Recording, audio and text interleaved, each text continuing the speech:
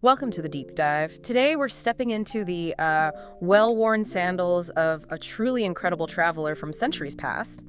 We're plunging into the Travels of Ibn Battuta, a book that, well, it just throws open a fascinating window onto the 14th century world, gives us a glimpse of societies and cultures far beyond his own. Oh, absolutely. And for anyone who wants to get a real feel for history without, wading through endless dry facts, Ibn Battuta is gold. His writing is just crammed with vivid details, real eyewitness accounts of how people lived, what they believed. What they found important, yeah, in places both familiar and, well, utterly strange to him. Exactly. And it's worth remembering, too, that he wasn't just observing in a vacuum, right? Not at all. His narrative is peppered with references to other books, histories, geographies, even poetry collections. Right. It really underscores how much knowledge was circulating and being built upon even back then.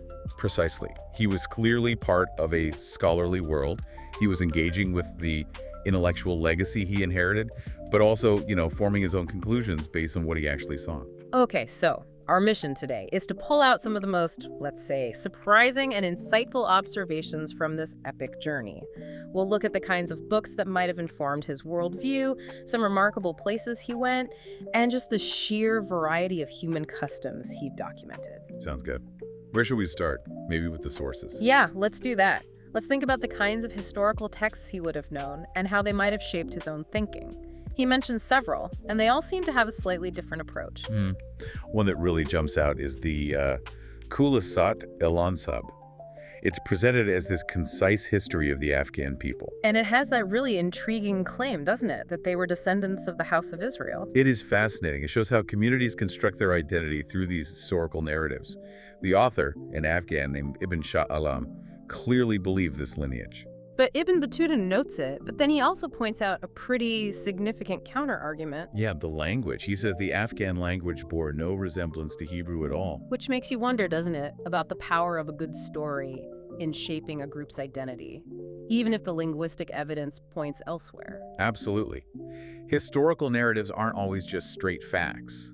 They're often deeply tied to how people see themselves. Okay, then there's another one, El-Harawi's Kitab el-Isharat, a book about pilgrimage routes. Yes, and there's that rather remarkable detail attached to it about the King of England getting an abstract, a summary of this book during the Crusades. And it was made entirely from memory. Exactly. And El-Harawi himself apparently warned that relying on memory is risky. I mean, imagine that. A crucial historical document summarized just from recall. It really underscores how fragile historical information could be, how easily details might get lost or changed in transmission. And the full text is gone now, isn't it? We only have this remembered summary. Which is quite telling in itself. Makes you appreciate the challenges historians face. Definitely. Now, he also mentions some more standard works, right? Geographies by Idrisi and Ibn el-Wardi. Yes, those seem to have been well-known references. But then he also mentions the Maraisid el-Itla. He described that one as more like a geographical dictionary. And importantly, he acknowledges it has defects. Ah, so even then, there was an awareness of different levels of quality. Right. It shows they knew some sources were better than others. But the Maraisid, even with its flaws, was still useful. It's just a practical approach, use what you've got, even if it's not perfect. Like using a slightly outdated reference book today, perhaps. That makes sense. And his reading wasn't just history and geography, was it? He mentions poetry collections. That's right, the Yatimat el-Dahar, for learning about Arabian poets. And something called the Sukardan for insights into Egypt specifically.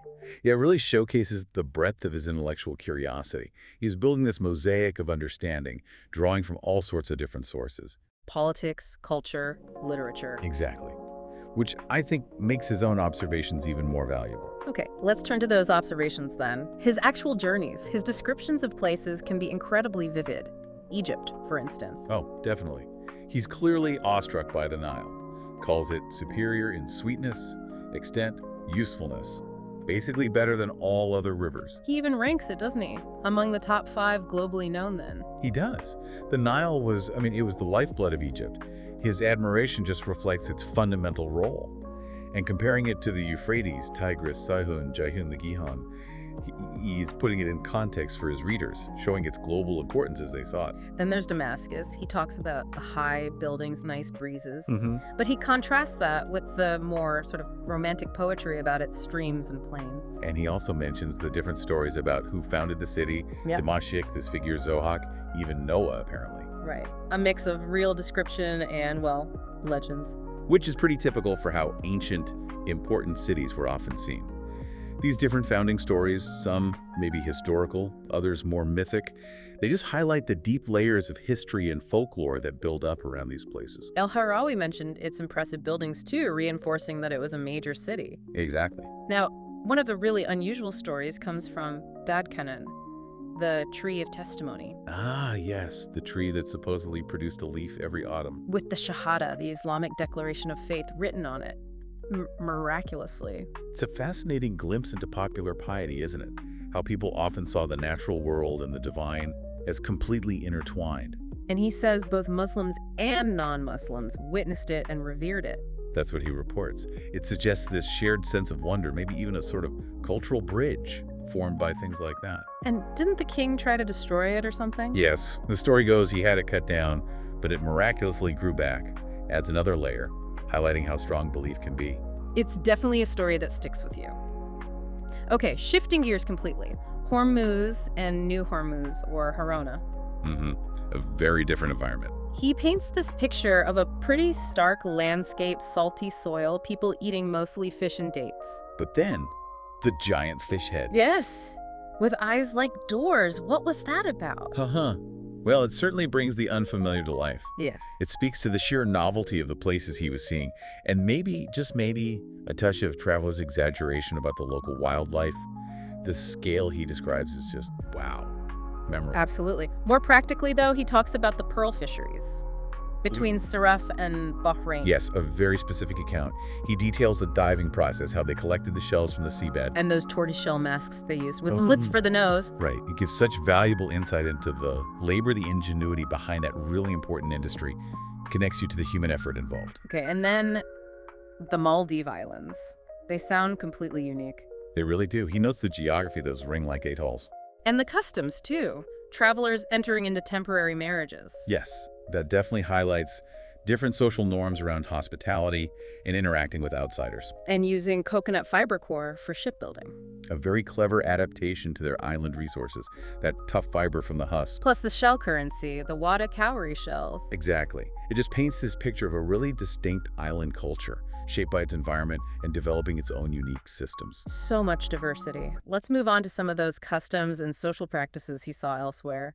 The Jogees in India, for instance. Ah, yes. A striking description. Their beliefs in unity with God, Kirkanat, he calls it. And the extreme practices, self-burial, holding their breath for incredible lengths of time. Very intense asceticism. It's a fascinating, if maybe unsettling, glimpse into the variety of spiritual traditions in India. These extreme forms of devotion really highlight the wide spectrum of human approaches to finding enlightenment or, union with the divine. And he even recounts seeing a Jogi burn himself. He does. Which, while perhaps meant to show detachment from the physical, certainly makes you reflect on the motivations behind such extreme acts. A stark contrast, then, to what he saw in Malabar. There he describes society as having seemingly less rigid interactions between men and women. Like accepting female friends. Yes, and that specific form of temporary marriage, where the woman didn't leave her own home or family. It's a real counterpoint to the norms he might have been used to. Absolutely. It just underscores the vast diversity in social structures and gender relations across different places. A unique social landscape. Then there's that very unusual display of respect for the Sultan in Muljava. Oh, right. The dirty cap, lifting their clothes. Beating the ground with their elbows, throwing dust on themselves. It seems strange to us, perhaps, but within that specific court, those were clearly powerful symbolic gestures of humility and reverence. Shows how differently power dynamics and hierarchies can be expressed through ritual. Exactly. Codified behavior. But maybe one of the most surprising things, organizationally speaking, was what he saw in China. You mean this system for traveler safety? Yeah. Designated inns, mandatory registration, local magistrates being held accountable. It sounds remarkably organized for the 14th century. It really is remarkable. That level of social organization, that attention to travelers' well-being, suggests a highly developed administrative system. Keeping order and security across a huge empire. Precisely. Okay, let's touch on just a couple more really extraordinary details he includes. The Chinese juggler. Ah, the one who seemed to dismember a boy and then put him back together. That's the one. He even mentions the different takes on it. Was it real magic or just an illusion? It really taps into that universal fascination with the impossible, doesn't it? The line between performance and reality. And the fact that a Muslim judge there was skeptical offers that rational counter-explanation. Right, showing how cultural backgrounds can shape how you interpret something unfamiliar. And then the burial rituals for a Khan in China, they sound quite elaborate and brutal. They do. Placing possessions in the tomb, sacrificing slaves, impaling horses. It's a stark illustration of their beliefs about death and the afterlife. Equipping the deceased for the next world, demonstrating the Khan's power even after death. It reflects a whole worldview. And finally, just quickly, he notes things like paper money being widely used in China. And the meticulous record-keeping for travelers and goods on ships.